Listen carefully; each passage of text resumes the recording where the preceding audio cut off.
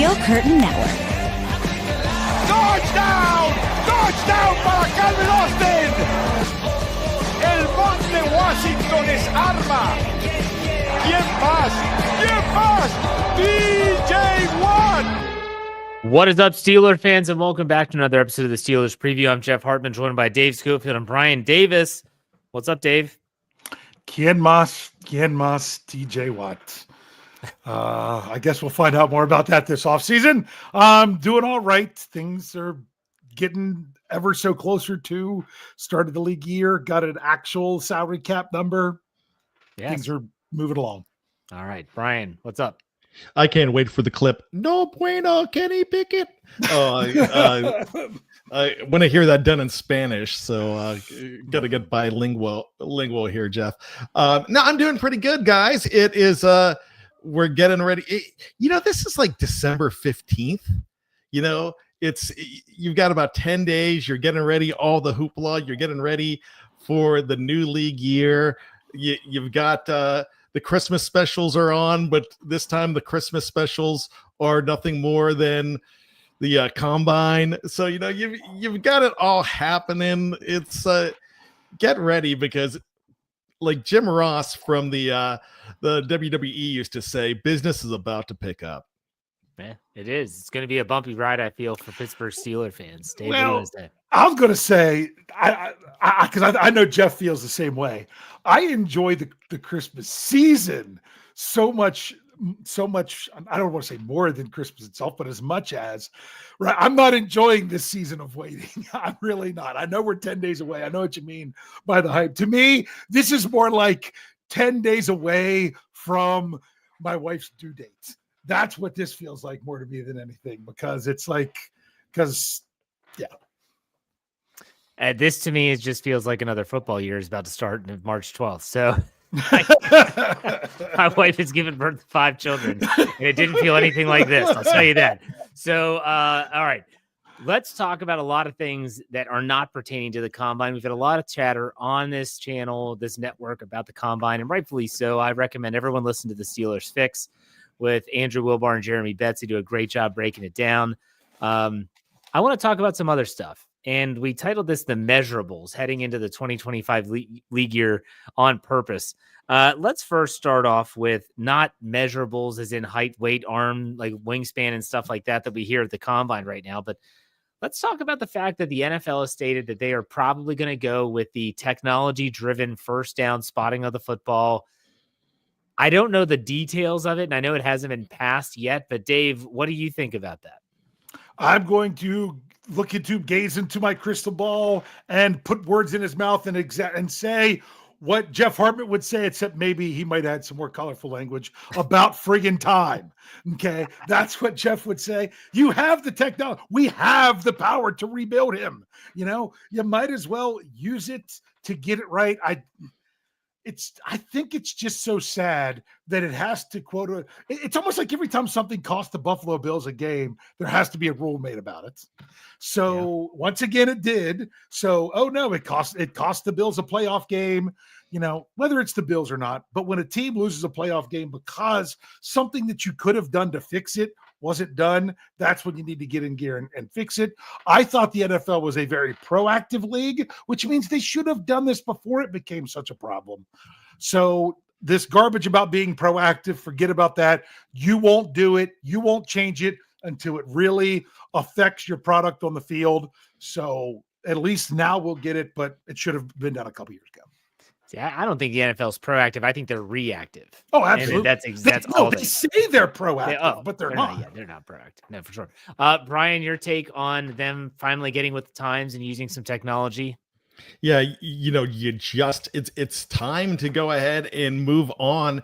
And they do so many things that are revolutionary. And then you do something like this that is, stuck in the Stone Ages. It really is human. I mean, gosh, I can't walk a straight line. One time I was completely sober. I got pulled over for DUI about 25 years ago in West Virginia. They thought I was drunk because I could not walk the straight line. because I just don't have good balance, and I'm like, you can test me. I'm not drunk. I am 100% sober. And the guy's like, I can't get you for anything. But I'm like, I'm just a bad driver. But the reason I brought all that up, and I bring this up for a reason, you have guys trying to walk across the field with a stick. And if I'm doing it, then I'm probably falling backwards a little bit and everybody's getting first downs. So, I mean, I'm just saying that you have a line that we can see on TV. You can go ahead and you have chips, you have everything that you have sensors you could put in the field, make it even better too. There's so many things that you can do here. Why not get it right? It reminds me a whole lot. Watching the Kansas City Chiefs this year reminded me of watching WWE when, even though everybody saw the highlights, no one was going to change anything. Yeah. My only question about the potential spot is the spotting of the football. So I haven't read into the minutia of the football. Like, okay, there's going to be a chip in the ball. We know this. They already kind of do that anyway, so this isn't breaking news. So they're going to have sensors as to where the line to gain is. Are those sensors going to be able to pick up, okay, let's look at Josh Allen. That's the most commonly used example. 4th down play, he's trying to run. He's stretching over. The defense is going to push him backwards. Is that football, the chip in the football, going to read that he did break that plane, or is human error still going to be involved and they're going to have to come in and spot the football? If they are spotting because like Brian, I always joke, it's a multi-billion-dollar organization. They still use sticks, chains, and old white guys to measure first downs. But still, the sticks and chains are not the issue. It's the spotting of the football that is the issue.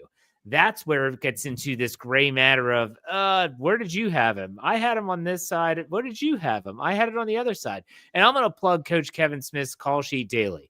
Go back to after the AFC Championship game, I believe he had an official, a high-ranking high school and college official in the state of New Jersey on his podcast. It was fascinating to hear this guy talk about the logistics of something that goes into and how the officials handle those type of calls. He goes, essentially, the head official has to choose which guy he believes is right. I mean, think about that. I mean, you think about in the world of gambling and everything that we're involved with in that line of thinking, it could be really easy to move that football a half yard back. And next thing you know, that changes everything. I still have a lot of questions about it. I think they're at least headed in the right direction. Dave, what do you want to say? I don't know what they're going to do, but I'm going to tell you what what I think they should do. And you guys can even tweak it a little bit more because I've just started thinking about it within the last 90 seconds.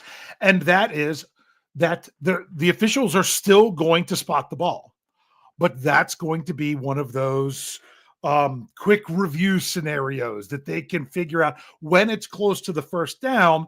My goodness, unless you're off by a ton, does it really matter if it's 2nd and 5 versus 2nd and 6? Now it could if there's going to, especially if it's 3rd and 5 and 3rd and 6, especially if you get an offsides penalty, that could really come into play. But to me, it's probably going to be more about first downs and scoring. And if it's a way that they can track it, they should be able to do that they should still go, that they're going to be spotted on the field, but they can do that, what is the expedited review in order to do that. Replay assist. That's I couldn't remember the right phrase. Yeah. My mind's not in game mode. Like I can't even remember the game, which one it was now. Which one was the game where Pat Freiermuth got the first down? They didn't give it to him. Russell Wilson ran the quarterback sneak, got the first down. They didn't give it to him. And then Jaylen Warren didn't get the first down. I think that was Cincinnati. I think that was the last game. Cincinnati at home in week 18. I think you're right. I didn't want to say the wrong game. I couldn't remember if that was, I didn't think it was the playoff game. But that would be very helpful in some of those situations. I do feel there were several times that the Steelers had a first down. They were marked short. And if replay assist can say, maybe they even have a system where it just instantly tells you in the program that you're getting with the GPS and all that other stuff. Nope, he had it. Then they just come down and it's done. In a as perfect long as world. it communicates, because that was the Right. problem with the other stuff too. And the thing is this is where I hope that they somehow tap into tennis, because when you think about a tennis court, it's a rectangle. There's boundaries on every side, and so if they're going to use this technology to be able to gauge whether the ball is considered in or out, I also am curious: is this going to be used on the sideline? When does the ball go out of bounds, and where is it when it does go out of bounds? Yeah. So you look at the Pat Fryermuth play where we all thought he got a first down beforehand. Well, are the sensors in the football going to actually dictate when the ball crossed the boundary and where it was at that time? And did it get over the line to gain? This is all fascinating stuff. And yes, they're opening up Pandora's box, but I think instead of, you talk about Pandora's box as being a negative, I actually think this is a step in the right direction. Brian, any final thoughts on this? Yeah, I was going to just put a Velcro on the field and the ball, and I thought that would help things out a little bit with the spotting of the ball where people can't move it. Velcro? Or snap it.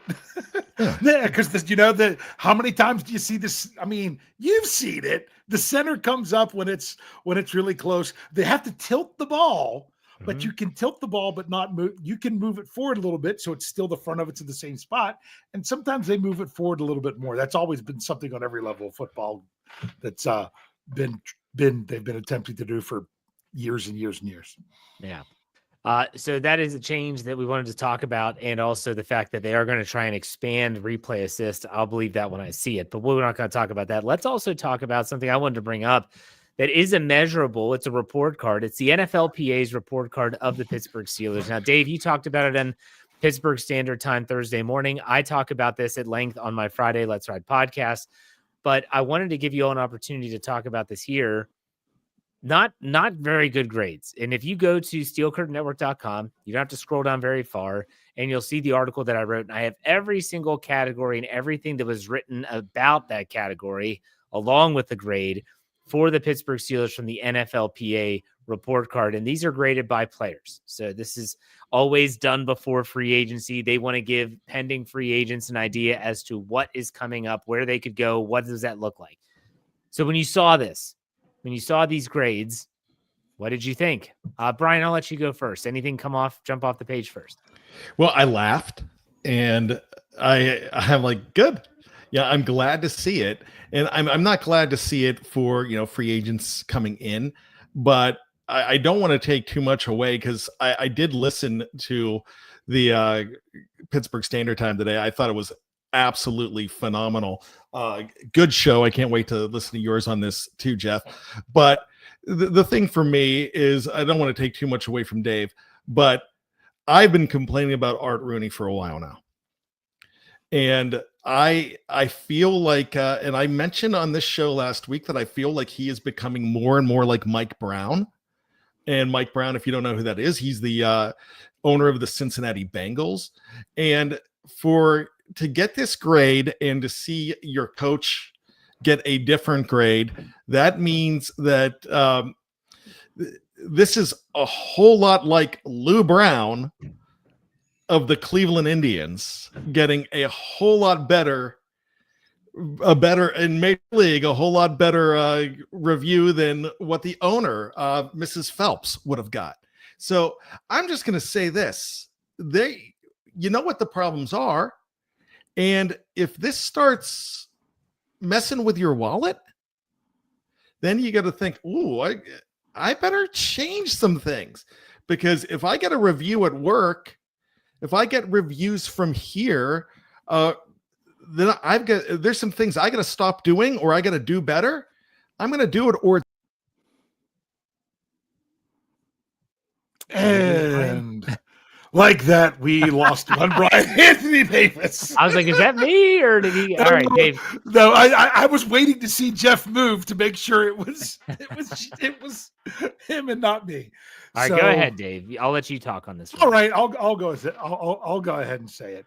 For those people, okay, remember, a lot of things people accuse me of falling on one extreme or the other. Usually I'm somewhere in the middle when it comes to these things. But for people that are all about, we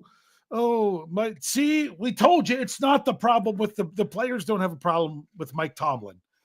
Do remember that this survey was completed they had to turn it in sometime in November. Okay. So keep that in mind, because weren't there a number of Steelers fans that were also, and other people in the national media, talking about Mike Tomlin as coach of the year at that time even.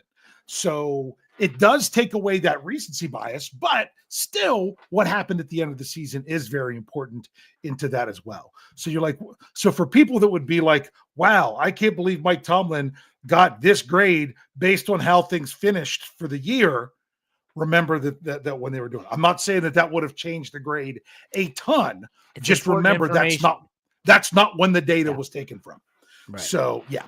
I did not know that. So that's actually really important to me, because in my podcast I even said I'm not sure when this survey had to be completed. I read that, and I mean, I think they were filled out, if I recall correctly. Someone said from August through November, like that's when the open period was for players to do it.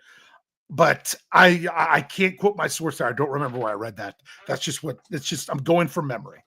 So I find that interesting. I find it interesting that the players, because sometimes, to me, I think what this shows us is sometimes we think certain individuals are responsible for something when it's not. You know, we sometimes have a tendency of, oh, well, Art Rooney is really about this. Well, that might be Art Rooney. That might not be Art Rooney. Sometimes that reminds us a little bit when we get how the players feel about certain things. The Steelers did improve because they added childcare. So it's not that these surveys don't mean anything. Right. Teams react to them. They really do. And and as I said on Pittsburgh Standard Time, that I think is something really important to talk about, is this sparks the debate every year that they've done this survey. Do you remember when they started them, Jeff? I know they've done them for 3 years at least. Yeah, at least 3 years. I don't remember much before that. But when this comes out, that's when we always get the debate sparked again about, should the Steelers be sharing a facility with a college team? Yeah.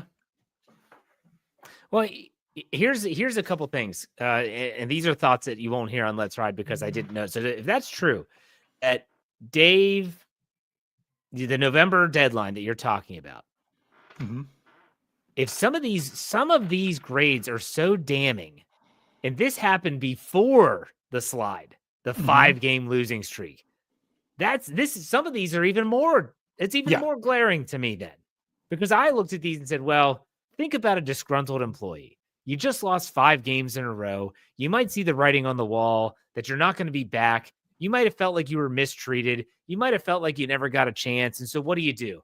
You just rip them to shreds in an anonymous survey. We've all done that. We've all been that way. We've all done it. College courses. When do you evaluate the professor? At the very end. Sometimes before you get your grade for the class, sometimes after. Right. And so for me, the fact that these had to be due by November, but this tells me this is everything. Like, this is so much more than just that. And I don't look at this, first and foremost, I said this on my show, and I'm going to tell everyone out there, if you're curious about Art Rooney's thoughts on the actual facility, go to Jenna Harner's Twitter account. She is a sports reporter for, I think it might be WTAE, it might be the other WPXI. I'm not sure. Excuse me. But still, she interviewed Art Rooney II during his media availability times. And she asked him about that. And he said, look, I feel like we're almost outgrowing our current facility. And so now we have to decide, do we have a huge renovation done in addition to what they currently have, or do we entertain going elsewhere and building outside the city of Pittsburgh, which that's not abnormal. Like, for instance, the Penguins facility is in Cranberry. It's not in Pittsburgh. They practice in Cranberry. That's where they have their locker rooms and stuff. And then they go to the PPG Paints Arena for games. That's it. So that could be something they have to potentially entertain. That stuff doesn't happen though overnight. Like, like they have to share a facility right now. But I think this too comes from a lot of players that, whether they came from, let's say, a Division I SEC school, I guarantee you their facilities there are better than the Pittsburgh Steelers and Pitt and most of the NFL teams. They have locker rooms. Like Clemson's locker room is immaculate. They have barbers in there. It's like a barber shop extension of their locker room. It's incredible. You wouldn't believe it. Alabama, same thing. You name all the big time schools, they have the best of the best. And so then they come to the NFL. You're thinking, I made it. I made it to the show. Not really.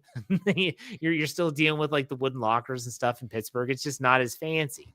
So there's a lot of facets to this, but I'll say this. I don't care about the coach grade. I don't care about the owner grade. It is telling, but I looked at all the other stuff. Man, there's some interesting stuff in there, Dave. Like the stuff about the strength and conditioning staff, the stuff about the dietitian and the food services, like all this stuff. And I expound on this, and that's right. And I'll talk, I'm a health nut. I'm a guy that's very much into fitness and exercise. And there is a correlation between performance and how you treat your body off of the field, whatever field that might be. And so I saw that and said, like, if I'm Art Rooney, I'm like, you got to be looking at these people. If you're the new strength and conditioning coach, which they hired this year, by the way, Dave and Brian, who's welcome back. Yay. What are you known for this year as the new strength and conditioning coach? Russell Wilson. You had Russell Wilson pushing an effing sled on the first day of training camp. Okay. Yeah. You got called out after numerous soft tissue injuries. You got called out by Mike Tomlin on his own. He didn't get asked about the injuries. He brought it up on his own. And then the grades come out and you get a crappy grade, a C or something. You might want to be putting your job on LinkedIn. Yeah. That's all I'm saying. Like, just you might want to put yourself back out there. Update that resume because it's not looking good. But not put the Steelers on it. I was going to say, but before I turn it over to Brian to get back to this, two things I do want to say. One, I found it on the NFLPA site that the survey was administered from August 26th to November 20th. Okay. So that's still before the slide. Exactly. So just so we know, I was right when I said sometime in November. I wasn't crazy. I had remembered it properly, but I just couldn't remember where. So I looked it up. That's straight from the NFLPA. So that's good to know. And I was going to say something else about the strength and conditioning. I was going to admit my mistake because when people were bringing up all the soft tissue injuries during the season, I was like, but is it really more than other teams because, you just focus on the Steelers and they have a lot. You think it's a lot. So I actually started looking and it actually was. So they did have more soft tissue injuries. Yes, they did. This was at the end of the regular season. I was just looking at players, how much time players had missed specifically. This was on IR, I do believe, for soft tissue injuries. The Steelers had more time missed. And that's a damning statement towards the strength and conditioning coach. Now, Brian, I want to give it back to you. The last we heard from you, were talking about former Vegas showgirl Rachel Phelps and her ownership stake in the Cleveland Indians. But shout out Major League. And that's a joke. Go ahead, Brian. What were you going to say? We got to see who really pays attention to this because it's something that we can write about. But if you're looking for a team, and sometimes you don't have 32 suitors, sometimes you have 2 or 3. You might be in a situation with 2 or 3, and you might be going for really the best situation that fits how you play on the field. The coach is really going to help you out here. The owner is going to really, the owner's not going to matter as much when it comes down to how much playing time am I going to get, and is this scheme a good fit for me, and can I go there for 3 years and then get back to where I was with a contract before? Is this a prove it situation, whatever it is? So I think we all look at it and we could point at things, but I don't think this is paid attention to. You know what? I'm going to get less playing time in Carolina, but they've got a good daycare, awesome owner, and a buffet that is second to none. That's, you're going to go for the place where you're going to get to show who you are and the best opportunity to either, one, advance your career because of the way you play, or to go ahead and get another ring. So I'm thinking that this is all interesting stuff. But I don't think that you're going to skip out on it. And the fact that Mike Tomlin has an A here, and once again, I don't want to step on the PST show, but that really tells me so much more about how players are going to want to go ahead and play for this man. And it's going to tell me so much more that the biggest recruiter here is not an owner, it's the guy who's the coach. And we might be critical of everything, but if those guys in the locker room are buying what he's selling, then free agents are going to come in based on the reputation of Mike Tomlin more than a jacuzzi. Yeah, but it's a crappy locker room that you're walking around in. Yeah. Well, and just to, I was gonna say, just to put it out there, just so you know, since Brian threw it out there as an example, he wasn't using actual things because Carolina's owner ended up down there in the same grade as. Oh yeah, he's crappy. David Tepper. David Tepper said not a good comparison. Yeah. Pittsburgh Toddy said since it's a shared facility with Pitt, did the same soft tissue injuries happen with the Panthers? It's a shared facility. It's not a shared staff.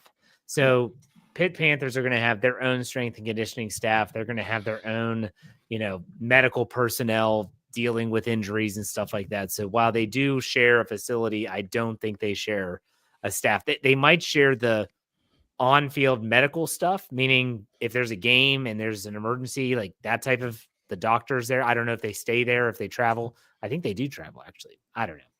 All right. I'll tell you what, we're going to take a quick break. When we come back from the break, we're going to do a little combine talk. We'll do some trivia and we'll call it a show. If you're watching us on any platform live, we're not going anywhere. If you're listening, we'll be right back after a word from our sponsors. All right, Steeler fans, thank you all for being patient. We are back, second half of the show. It is the combine. There are measurables happening there. And as we record this, the defensive linemen, I believe, are still being tested in some way, shape, or form. So if you like big dudes running around in little skimpy shorts, this is your thing. So let's start with Brian. Brian's used to wearing small shorts like finny pants and stuff. So, Brian, what's your take? I was going to say, isn't that a Friday night in the Davis household anyway? yeah. I mean, it's a hoagie hugger weekend here at the Davises. He's got the banana hammocks out. All right, go ahead. Princess Consuela banana hammock. So I've got an idea. You guys call it the Underwear Olympics. Yeah. And I listened to Let's Ride, and I listened to Dave and Greg on Pittsburgh Standard Time, and both admitted that they want to hear what others have to say because it's not compelling watching. I'm a man that just asked for to put Velcro on the field. So I'm thinking about this. If this is the Underwear Olympics, you know what they should do? You should have in each event a gold, silver, and bronze for everybody and make it a competition. And then you go ahead and what happens then? You've got the king of the combine at the very end. You've got your combine MVP. And so make it, I mean, gosh, the NFL makes events out of stuff. If they don't like the way their ratings are for this, make it more of an event. And how great would it be for an agent to say, hey, you guys have him as the 5th rounder, but he's the king of the combine. And he's walking around with this little Burger King crown on his head. But as far as the combine goes, it's important. I think for the players, it's more important for the players than anything, because I'm sure you remember the curious case of Mike Mamola from 1995. If you don't, he was a linebacker who was out of Boston College, was expected to go maybe 4th round at best. And the next thing you know, had an amazing combine, went number 9 to the Eagles, and then kind of sucked the rest of the way. He had a marginal career. He was, if you thought the pick of Terrell Edmonds was curious at number 1 in 2018, well, then you're going to really, I mean, you look at Mike Mamola, that was an absolute joke. And so you have other guys that stand to make money because they're going to go higher because of their performance here. But I'll be honest with you, I very rarely watch a lot of events in the actual Olympics. But when there's a medal on the line, and especially if it's for pride, man, I'm paying attention. So I think I'm on to something here. So when Jeff becomes commissioner of football, which I think he should be, by the way, I would vote for Jeff. I think he needs to bring me on to be the master of promotions and ceremonies. And we're going to do something like that. So let me ask you this, Brian. If you think they were going to attach some type of award to the combine, and we'll call it the King of the Combine, do you think that's going to incentivize Shedeur Sanders to do anything? Oh, yeah. Yeah. You yeah, do? Shedeur Sanders is showing up. Yeah. I don't think it's moving the needle at all for him. He goes, you all can have the King of the Combine. I'll see you at the Colorado. Because what if he doesn't win it? It's one of those things that it's great if you win, but if you don't win it when you're expected to, then there you go. You're better off to not participate than it is to be expected to win and then lose.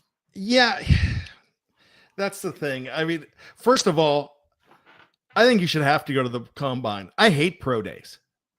I think pro days are, I mean, so you have one event and like, you could skip it and just host your own. Hey, guess what? I'm going to go ahead and skip the homecoming this year, and I'm going to have a dance at my house. Well, guess what? Not many people are going to show up to that dance. You are not bigger than anybody else to have a pro day. I hate the concept of pro days. Everybody should be equal in this entire process. I'm not against pro days. I just think that if players are going to go to the combine, they should test unless they're injured. So if you're going to go to the combine and you want to be in front of 32 NFL teams with the potential to meet with them formally, informally, whatever, unless you're hurt, like Shedeur Sanders is at the combine, but he's not doing anything. He's just meeting with teams. So, okay, is your shoulder hurt? No. Then you're throwing. I don't want to throw. Then they can see you at your pro day. We'll give it to someone else that's going to want to come in and actually test, because they don't bring in any prospects. It's like 100 and I don't know how many players get invited to the combine. 360 something it was this year, I think. There's a lot of players, but there's players that aren't getting in. They're not getting a shot. They only have a pro day. Hell, give me a shot at the combine. I'll test as much as I can. I see what you're saying, Brian. I agree. I think that the NFL's got to say, unless there's an injury and you're going to take up a spot at the combine, we need you to test. You got to test. Yeah, I like what you're saying, Jeff. You can't just pick and choose what you're going to do. I'm not saying that I think that's what they should do, but I think but I could see where you all were coming from in that regard. Because think about this. Some of these guys, especially when you're talking, maybe some of the offensive linemen, defensive linemen, some of these guys, what they decide where they're going to run and where they're going to do other things. And that, we've seen it. Oh, they want to drop 10 to 15 pounds to run a faster 40 for the combine, but they're not going to do the bench press. Then they're going to bulk up and they're going to do bench press at their pro day. So to me, they're manipulating the system more. And if you want people to enjoy your system, I could see the reasoning behind saying, hey, if you're coming, if you're going to be here, if you're going to interview, you're going to speak to the media, you're going to weigh in, you're going to be measured, you're going to do the medicals. And unless there's a problem with the medicals, you're testing. You're either going to do it or you're not. I could get that. But I also think the R value is in pro days, because Jeff brought it up exactly. And that is, not everyone gets invited to the combine. So that way you can do pro days. And a lot of times that's when schools like, I don't know, Georgia, Alabama, Ohio State, those kind of schools can highlight some of the players that weren't at the combine to show that they have a shot at the NFL. Now, I get that and I understand that, but I don't like the picking and choosing. I think this is what I think they should do. You have to finish in the top 25 in college football to have a pro day. And that's it. Because some of these teams, you're only having a pro day to just show off this one kid. But if they're doing what Dave's saying, and I didn't realize that whole thing, if you're doing that and you're taking a spot from somebody else, you can't go to both. You should just go to one. Now, here's a guy that did not get invited to the combine, Kevin Dotson. So he had to take videos of him pulling a truck in Louisiana. Yeah. And that's one of the reasons that he went to the Steelers in the 4th round, but they went to check him out, but they didn't have a pro day either. I don't think they had a pro day at Northeast Louisiana or wherever he went. Well, so not everybody has pro days either. Like what Afton brought up. What about those combined pro days for kids from smaller schools? They will do that. Either sometimes the bigger schools will invite in some of the smaller schools to participate, or sometimes is it some conferences even just have one as a conference, some of the smaller ones? I'm not sure. Jeremy and Andrew could probably answer that better. I think like the MAC, you have like a combined workout for players that didn't get invited to. That's a small, obviously a much smaller. I think there's some HBCUs out there that still do have like their own combine. Hell, I mean, Alabama and Georgia, they have 2 days. They have so many different athletes that are trying to get in front of scouts. They have 2 days. I think it could be more streamlined, but then again, when you're talking about NCAA now, that's like the Wild West. They just do whatever the hell they want. So it's a fine line between the NFL and the NFL being able to control what colleges do, because they're technically not a minor league system. They're not tied together, but I get everything you guys are saying makes sense. But I honestly, I wouldn't watch anyways. I'm not lying. I look at combine results after the players get drafted by the Steelers. Then I look back at, okay, how did they do with agility? And I love those. You have seen those, the RAS scores, and they have the spider webs. It shows how they rank according to, their strength, their size, their athleticism, speed, whatever. I like to go back and look at it after the fact. But for people like Andrew and Jeremy, this is their Christmas. For me, it's just, it's Festivus. Yeah. Festivus. See, and I've said it in years past. I said it on Pittsburgh Standard Time this morning. Part of the reason I don't get into the combine and everything too much is because I don't want to fall in love with a draft prospect that ends up wearing purple. Or orange, a hideous orange color. Yeah. So, all right, good stuff. Dave, you have trivia, right? Yeah. All right, let's do that now. Oh, I thought maybe Brian had combine memories. Do you have combine memories, Brian? I don't watch the combine either. I have no recollection of anything that happened. Yeah. Tree Archer ran fast once. If you are someone who's watching the combine and break this all down, kudos to you, and I will respect your opinions whenever you drop them, just because you were putting more time and effort into this than I am. So therefore, if you put in that effort, I will take to heart what you are saying. Because can I ask you guys a question though? And this is a serious question, and don't give the answer. Think about it. What if called you up and said, "Hey, we've got you tickets to the combine. We're going to give you first class accommodations. You're not paying for anything. Would you go?" I surely would, because I'd love to be a part of the process. Yeah. Oh, I would go to see it firsthand and to be there for the interviews and just to be around the setting. Yeah, for sure. Yeah. I'm just not I would not be giving you this great breakdown of it while I'm there, because that's just not my wheelhouse. What if they televised some of the interviews and some of the dinners and some of that? That would be cool. I would watch. I want Hard Knocks combine. I would. Oh, now you're talking. Knocks. Oh, Davey, nice. That would be interesting. Have cameras in all the meeting rooms and stuff. Oh, that would be fun. That would be really cool. Yeah. Because especially that's going on during the off season. I'm going to be more likely to have time to watch something like that that's actually happening in a relevant time where I can take it in during the off season than any other time. So, yeah. All right. That's okay. Let's go to trivia. All right, trivia.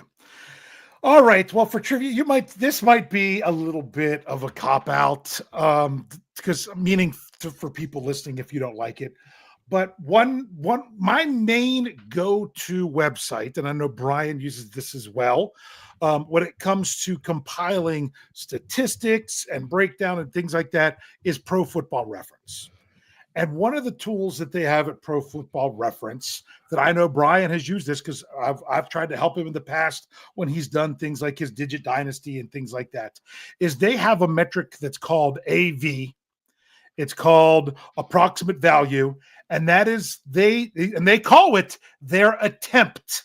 They're very transparent with it. Their attempt to attach a single number to every player since 1960 is what they're doing. They're measuring things on how much, with offensive line. A lot of that has to do with how many snaps you played, penalties, things like that, where they're trying to give a number to show kind of value that you're looking at. And sometimes I feel that their numbers are generally pretty good with that. I don't have a big complaint with it.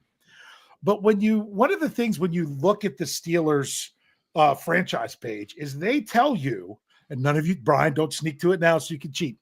They tell you who was their top AV score every season. All right. So I'll go ahead. Who do you think was the top AV score for the Steelers in 2024? I'm going to go Cam Hayward.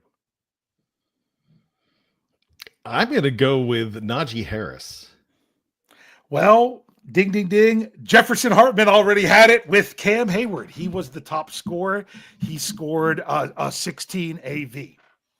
Looking back at some of these, how many times do you think Ben Roethlisberger was the top scorer for the Steelers?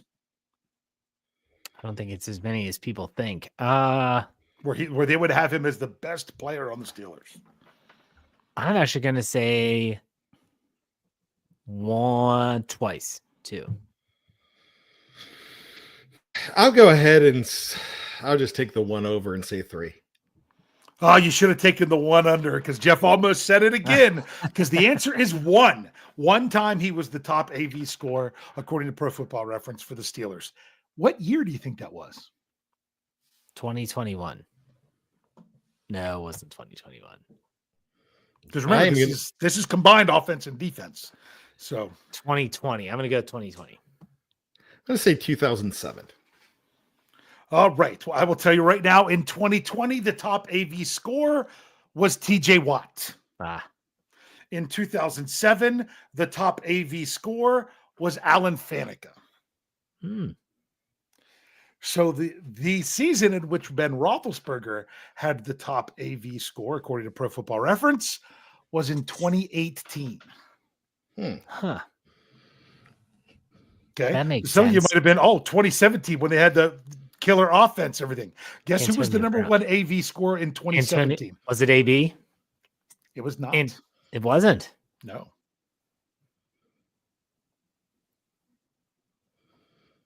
Juju Smith-Schuster. It was for his first of 4 times, Cam Hayward. Yeah. Hayward had it in 17, 19, 21, and 24, which just so happened to be, I'm pretty sure, the years he was also finished first team All-Pro. When you look at Antonio Brown, he did it twice in 2013 and 2015. Le'Veon Bell was twice the other years, 2014 and 2016. There is a tie of this, because remember, this is great individual season. Who do you think had the best individual season with this metric since 1960 for the Pittsburgh Steelers ever? Joe Green. There are 2 different players happening 3 times where they had an AV of 20. Jeff already pulled one. So Joe Green, Mean Joe Green. You're saying Mean Joe Green. Mean Joe Green was the top guy for the Steelers 3 years in a row. But the highest he managed to get in any of those years was 18. I'm going to say Rod Woodson. That's a good guess. Rod Woodson is the player that did it twice. Nice. Any idea what seasons they were? Yeah, 92 and 93. What's crazy is 92, he was the highest on the team, but he had a 19. When he had his 20s was actually 1990 and 1994. Oh, okay. And he was defensive player of the year in 93. Yeah, that's the thing. Wow. He wasn't even the top AV on the team. Wow. in 93. I'm going to go Jack Pretty Ham. Lloyd. You are very close. Jack Lambert was my next guess. It was Jack Lambert in 1975. You were close. 76. 76. 75 was the top mark went to Franco Harris with all those rushing yards in 75. So I just think that's interesting to sometimes look back at that and see. So all right. Is there a third? No, it was 3 times. It was 2 players. Okay. So All it right. was Rod Woodson twice and Jack Lambert in 1976. The Hammer never got to 20. No, honestly, no, he was never the top of the team. But it's still, he never had a grade he never had an AV close to 20. Well, because there's so many other years where it didn't get to 20 and he wasn't the top guy. I didn't look at him specifically. But Now, Dave, don't Mhm. they go ahead and take AVs and to see the best of all time? It's cumulative. So like they like weight if you- those are a little bit different number. That's when you look at multiple years, they weight them. This was just looking at individual years. Okay. Very good stuff. Very interesting. All right, let's do some final thoughts. Brian, I'll let you go first.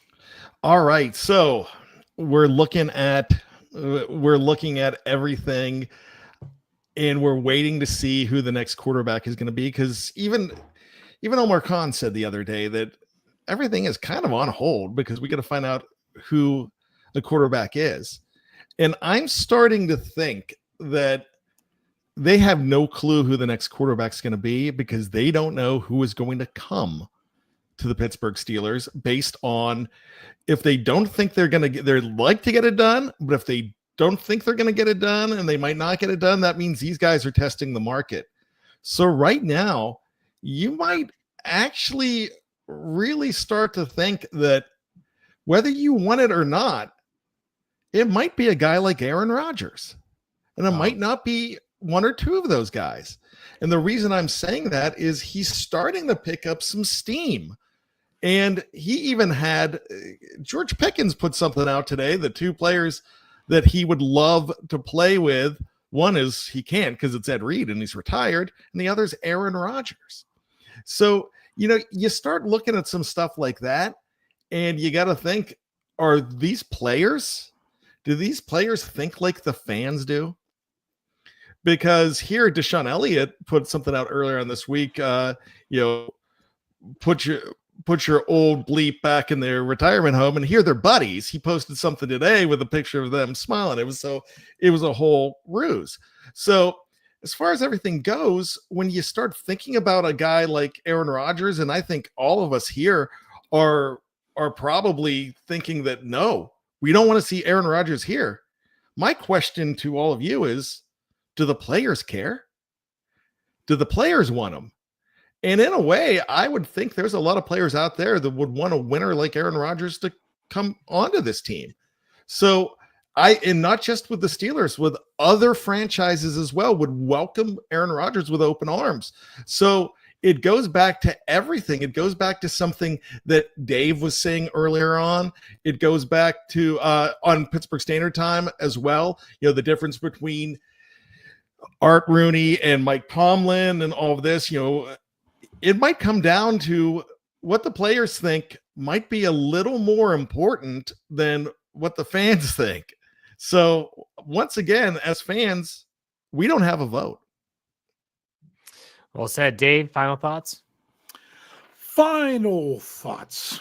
I'm ready for things to get moving, because you know what's going to happen 2 weeks from now. Anything that we're doing, like what Brian was talking about, players, it's going to be obsolete. We're not even going to think about the things that we said at this time in 2 weeks, just because we're going to have new members of the Steelers. And what I've said before is I'm just excited because I want to know who I can start getting behind and cheering for and building up to see that they can do the best for the Pittsburgh Steelers.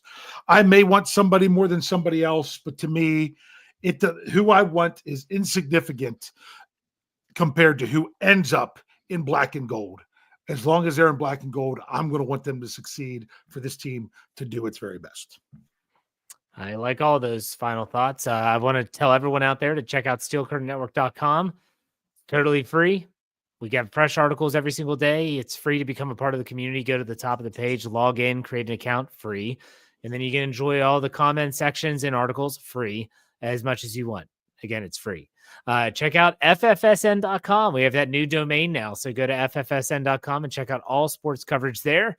But we thank you all for listening and watching, and make sure that you check out all of our podcasts. But Dave, why don't you send us out like you always do?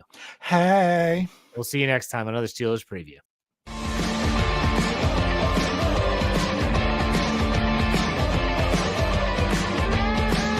Steel Curtain Network. Get it. Everybody else gets a little tight.